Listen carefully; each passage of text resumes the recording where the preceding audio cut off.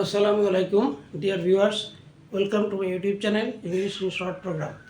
আজকে আমরা most common idioms and phrases এই পর্যায়ে আমরা দুইটা ফ্রেজ শিখব। একটা হলো by hook or bye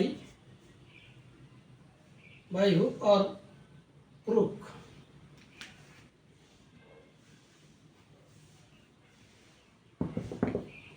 bye hook or by crook.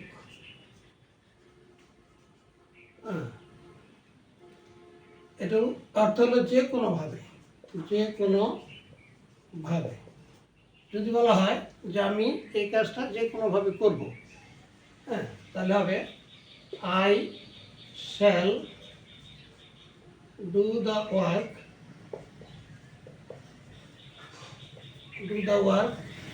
By hook or by crook. I shall do the work by hook or by crook. এই by hook or by crook করে যে কোনো ভাবে I shall do the work by hook or by crook. আরেকটা phrase আমরা শিখব, সেটা হলো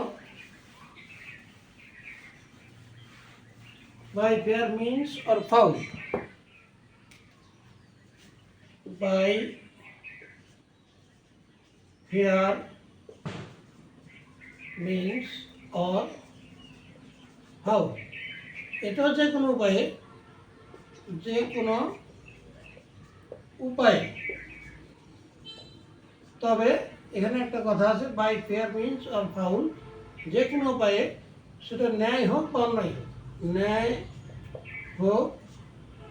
বা অন্যায় হোক, অন্যায় হোক, যে কোনো উপায়, by fair means or foul, যে কোনো উপায়।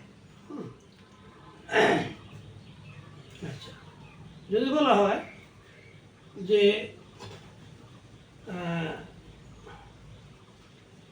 করিম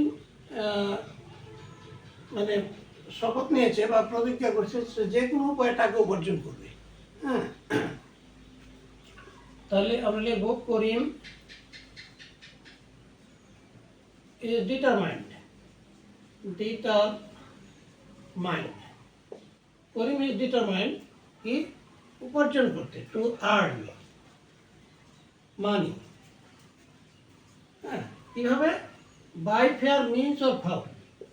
by fair means or foul. Karim is determined, Karim সংকল্পবদ্ধ।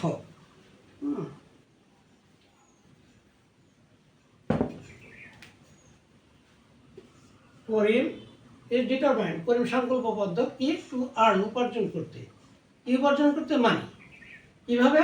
By fair means or foul, ন্যায়ভাবে হোক আর অন্যায়ভাবে হোক। ফেয়ার মানে সুন্দর, ভালো, ফেয়ার মিনস উপায়, ভালো উপায় হোক, আর ফাউল অথবা খারাপ উপায় হোক।